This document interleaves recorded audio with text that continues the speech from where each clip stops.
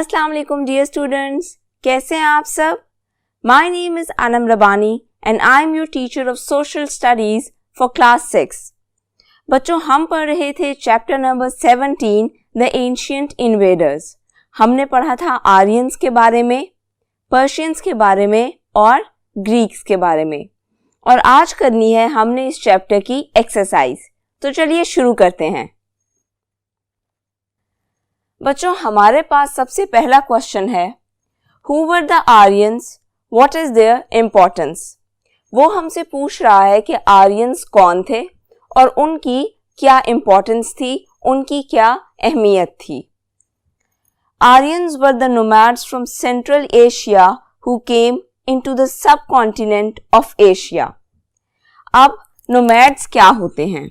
मैंने आपको चैप्टर के दौरान भी बताया था कि नोमैड्स हम ऐसे लोगों को कहते हैं जो किसी एक जगह नहीं रहते बल्कि मुख्तलिफ जगहों पे ट्रेवल करते रहते हैं अपनी फैमिलीज के साथ भी, और जो भी उन्होंने जानवर रखे हुए होते हैं खेती बाड़ी के लिए, उन समेत वो एक जगह से दूसरी जगह ट्रेवल करते रहते हैं, वो किसी एक जगह नहीं रुकते।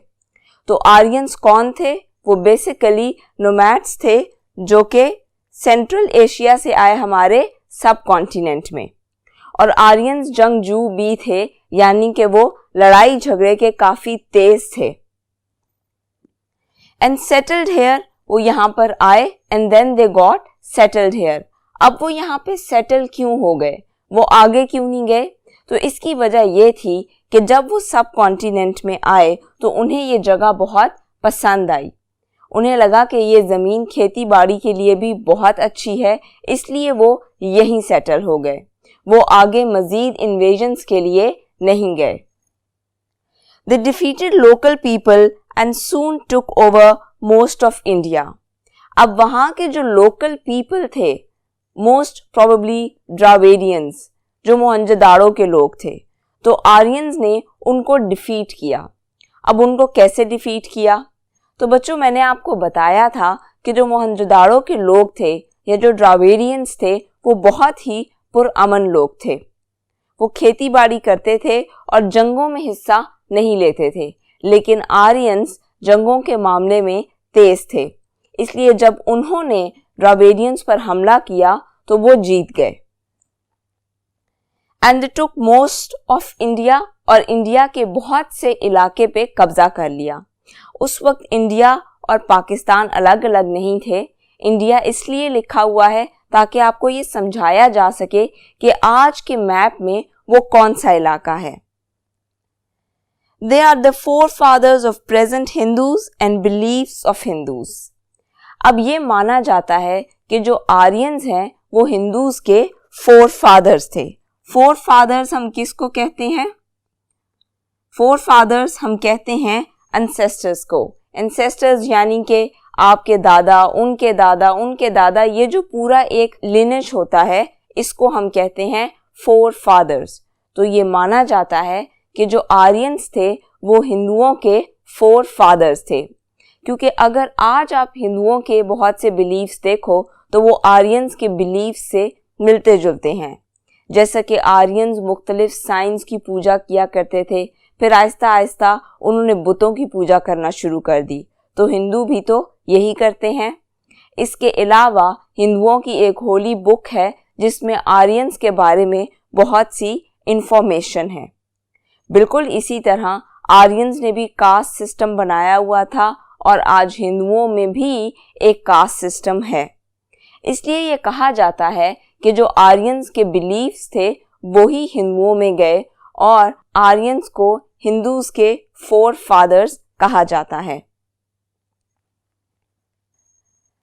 बच्चों, अब हम आ जाते हैं अपने क्वेश्चन नंबर 2 की तरफ। Explain what is meant by the caste system, how did this begin. अब वो हमसे पूछ रहा है कि आपकी बुक में जो कास्ट सिस्टम मेंशन है उसका क्या मतलब है और ये शुरू कैसे हुआ था। The caste system was brought by the Aryans. तो कास्ट सिस्टम आर्यंस लेकर आए थे।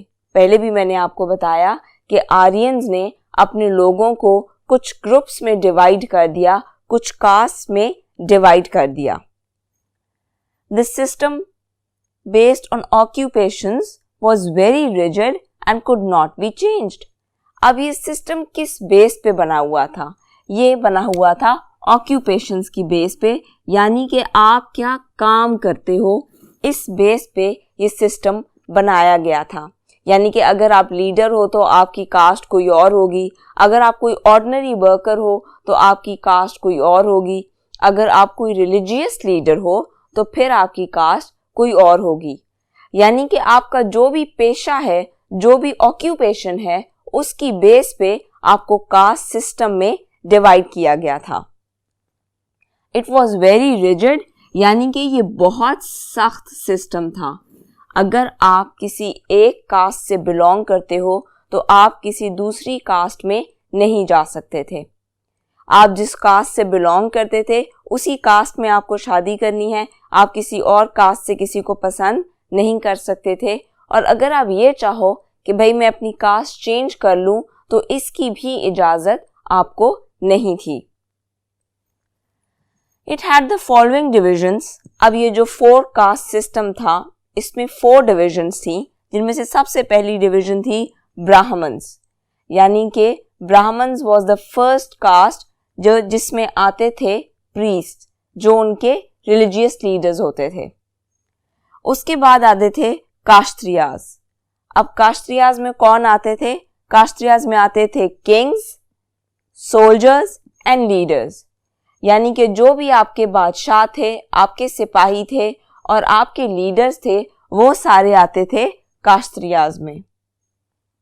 फिर वेश्याज, इनमें आते थे क्राफ्ट्समैन, ऑफिशियल्स और मर्चेंट्स। यानी कि जो आपके ऑफिशियल्स थे, आपके जो मर्चेंट्स थे, वो सारे आते थे वेश्याज में। और फिर सबसे एंड पे आते थे शूद्रास, जिसमें आते थे ऑर्डिनरी वर्कर्स, यानी कि ऑर्डिनरी काम करने वाले लोग, सर्वेंट्स, आपके घर जो काम करते थे, और लेबरर्स, मजदूर। अब जो सबसे लास्ट कास्ट है, इसके बारे में आपको बताया था कि कई बार तो इन लोगों को कास्ट सिस्टम का हिस्सा समझा ही नहीं जाता था। इनके साथ इतना बुरा सलूक किया जाता था और इन्हें ऐसे काम करने को कहा जाता था जो बेसिकली अपर कास्ट के लोग करना पसंद नहीं करते थे, जैसे कि किलिंग ऑफ एनिमल्स। अब किलिंग ऑफ एनिमल्स के दौरान आपके हाथों पे खून लगता है, आपके कपड़ों पे खून लगता है, तो आर्यंस में ये बात अच्छी नहीं समझी जाती थी from religious point of view. तो ये काम वो उन लोगों से करवाते थे जो ज़रा लोअर कास्ट से ताल्लुक़ रखते थे, और जो इन चारों कास्ट में भी नहीं आते थे उनको कहा जाता था आउटकास्ट। और उनको तो इस बात की भी इजाज़त नहीं थी कि वो नॉर्मल लोगों के साथ अपनी ज़िंदगी गुजार सके। उन्हें किसी गांव में भी रहने की इजाज़त नहीं थी। उन्हें बस इतनी इजाज़त थी कि वो जहां भी रहें अलग रहें। इस कास्ट सिस्टम की वजह से लोगों की ज़िंदगी काफ़ी मुश्किल हो जाती थी, क्योंकि आप खुद सोचो कि अगर आप किसी गरीब घर में पैदा हो गए हो या आप किसी लोअर कास्ट के घर में पैदा हो गए हो तो इसमें आपका तो कोई कसूर नहीं है। लेकिन इसके बावजूद इस कास्ट सिस्टम की वजह से लोगों को बहुत सी मुश्किलों का सामना करना पड़ता था। अगर कोई टैलेंटेड होता भी था, अगर कोई स्किलफुल होता भी था, तो उसके बावजूद अगर वो किसी लोअर कास्ट से ताल्लुक़ रखता है तो उसके स्किल्स का कोई फ़ायदा नहीं होता था। अब हम आ जाते हैं अपने नेक्स्ट क्वेश्चन की तरफ। Why was Sanskrit important? अब वो हमसे पूछ रहा है कि संस्कृत लैंग्वेज इतनी इम्पॉर्टेंट क्यों है। Sanskrit, the language of the Aryans, is important as it is the basis of many other languages. अब संस्कृत के इम्पॉर्टेंट होने की 2 वजह हैं। पहली वजह तो ये कि वो आर्यंस की ज़बान थी। आर्यंस इन्वेडर्स थे, हिस्ट्री में बहुत इम्पॉर्टेंट रोल प्ले किया है, इसलिए संस्कृत को इतनी इम्पॉर्टेंस दी जाती है।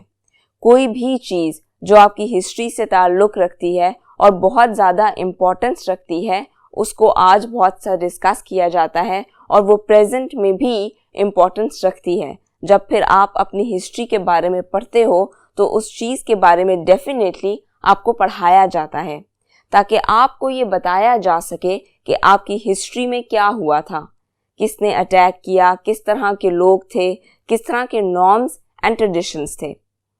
तो आर्यंस की ज़बान थी संस्कृत, इसलिए आज भी इसको बहुत इम्पोर्टेंस दी जाती है। और इसके अलावा जो दूसरी वजह थी संस्कृत की इम्पोर्टेंस की, वो ये थी कि ये माना जाता है कि आज बहुत सी जो लैंग्वेजेस बोली जाती हैं उनमें से कुछ लैंग्वेजेस की बेसिस जो हैं वो संस्कृत से ही शुरू हुई हैं, जैसा कि Hindi, Latin, French and Egypt. तो ये जितनी भी लैंग्वेजेस हैं और जो डिफरेंट सिटीज़ में बोली जाती हैं, इन सब के लिए ये माना जाता है कि इनकी बेसिस संस्कृत लैंग्वेज से ही शुरू हुई थी। Question number 4 is look at the drawing above and say why the Greeks were able to defeat their opponents। आपकी बुक में एक ड्राइंग बनी हुई है जिसमें एक तरफ कुछ ग्रीक सोल्जर्स बने हुए हैं और एक तरफ कुछ एलिफेंट्स बने हुए हैं। उस ड्राइंग को देखते हुए आपने ये समझाना है कि ग्रीक्स मुख्तलिफ जंगें क्यों जीत जाते थे। तो बच्चों, अगर स्पेसिफिकली उस ड्राइंग की बात की जाए तो वो है बैटल ऑफ पोरस की ड्राइंग, जिसमें किंग पोरस को अलेक्जेंडर ने मात दी थी। अब हुआ कुछ यूं था कि किंग पोरस की आर्मी में थे एलिफेंट्स, और जब अलेक्जेंडर की आर्मी आई और उसने पहली दफ़ा देखा कि किसी आर्मी के अंदर हाथियों का इस्तेमाल किया जा रहा है तो वो एक दफ़ा तो बहुत परेशान हुए। लेकिन फिर उन्होंने एक स्ट्रैटेजी का सोचा। उन्होंने क्या किया कि वो कुछ फौजी एक सर्कल बना लेते थे और अपने सामने अपना स्पीयर खड़ा कर लिया करते थे। स्पीयर मैंने आपको दिखाया था कि कैसा होता है। तो जितनी देर वो अपना स्पीयर सामने खड़ा किए रखते थे उतनी देर हाथी भी उनको नुकसान नहीं पहुंचा सकते थे, क्योंकि जो भी चीज़ फिर उनकी तरफ आएगी उसको पहले स्पीयर लगेगा, स्पीयर का जो नोकीला एंड होता है उसको वो लगेगा। तो उन्होंने क्या किया कि उन्होंने खुद को इस तरह बचाया, और जितनी देर में वो खुद को इस तरह डिफेंड करते थे उतनी देर में पीछे से कुछ फौजी हाथियों की एक्लीज हील पे कट मारते थे। एक्लीज हील क्या है ये आप अपनी स्क्रीन्स पर देख सकते हो कि हमारा जो टांग का हिस्सा हमारे काफ मसल और हमारी हील को जोड़ता है उसको हम कहते हैं एक्लीज हील। अब अगर किसी की एक्लीज हील कट जाए या वहाँ पर कोई ज़ख़म हो जाए तो इसका मतलब है कि वो प्रॉपरली नहीं चल सकता। तो अलेक्जेंडर के सोल्जर्स ने क्या किया कि उन्होंने हाथियों की एक्लीज हील पर कट लगा दिए, जिसकी वजह से हाथी भारी भरकम होने के बावजूद अपनी फौज को डिफेंड नहीं कर सके और ग्रीक्स इसी तरह जीत गए। लेकिन हर जंग में ही ग्रीक्स तकरीबन ये स्ट्रैटेजी इस्तेमाल करते थे कि वो एक सर्कल बना लेते थे और अपने सामने अपने स्पीयर्स खड़े कर लिया करते थे। The Greeks were able to defeat their opponents because of the fighting strategy that they used, यानी कि वो जो स्ट्रैटेजी यूज करते थे फाइटिंग की उसकी वजह से वो नॉर्मली जीत जाते थे। They formed miniature fortress। Miniature fortress का क्या मतलब है? मैंने जो आपको अभी कहा कि वो एक सर्कल सा बना लेते थे कुछ फौजियों का, तो वो कहलाता था मिनिएचर फोर्ट्रेस। मिनिएचर हम नॉर्मली कहते हैं किसी छोटी सी चीज़ को, और फोर्ट्रेस किला। तो मिनिएचर फोर्ट्रेस यानी कि वो एक सर्कल सा बना लेते थे 3 से 4 या 5 से 6 फौजियों का और खुद को डिफेंड करते थे। Of soldiers and attack their opponents with spears, और वो अपने सामने अपने नेज़े अपने स्पीयर्स खड़े कर लिया करते थे। तो फिर अगर कोई उन पर हमला करता भी था तो उनको नुकसान नहीं पहुंचा पाता था, क्योंकि जो भी उनको नुकसान पहुंचाने की कोशिश करेगा उसको पहले उस नेज़े को हटाना पड़ेगा जो वो सोल्जर्स पकड़कर खड़े हुए होते थे। अब हम आते हैं अपने लास्ट क्वेश्चन की तरफ। Make a timeline of invaders of सब कॉन्टिनेंट। आपके लास्ट क्वेश्चन में ये भी मेंशन है कि जी चैप्टर नंबर 14 में जो टाइमलाइन गिवन है उसको देखते हुए आप यहाँ पे टाइमलाइन बना दें। तो आप जब चैप्टर 14 की तरफ वापस जाओगे अपने बुक में तो आपको ये टाइमलाइन वहाँ भी मिल जाएगी। सबसे पहले किसने इन्वेड किया? आर्यंस ने इन 1500 BC। BC stands for before Christ.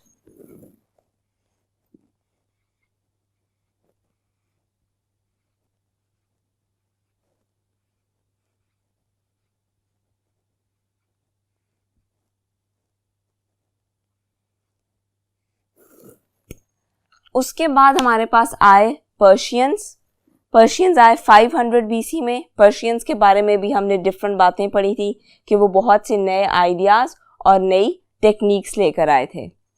Then came Greeks in 300 BC। उसके बाद आए सिथियंस। अब ये स्पेलिंग्स और प्रोनाउंसिएशंस आपने ध्यान से देखनी है। दे केम इन 60 BC।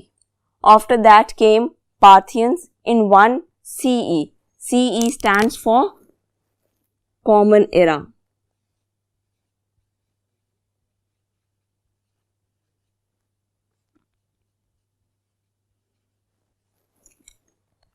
Then came Kushans in 50 CE, Huns in 470 CE, Ghaznavids in 990 CE, Ghoris in 1200 CE, Mongols in 1220 CE, and then finally Mughals in 1526 CE.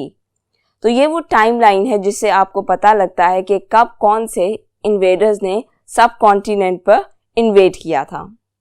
तो बच्चों यहाँ पे हमारी एक्सरसाइज ख़त्म होती है। पूरे चैप्टर को अच्छे से रिवाइज कीजिएगा और एक्सरसाइज को भी अच्छे से सॉल्व कीजिएगा। अपना बहुत सा ख्याल रखिएगा। अल्लाह हाफिज़।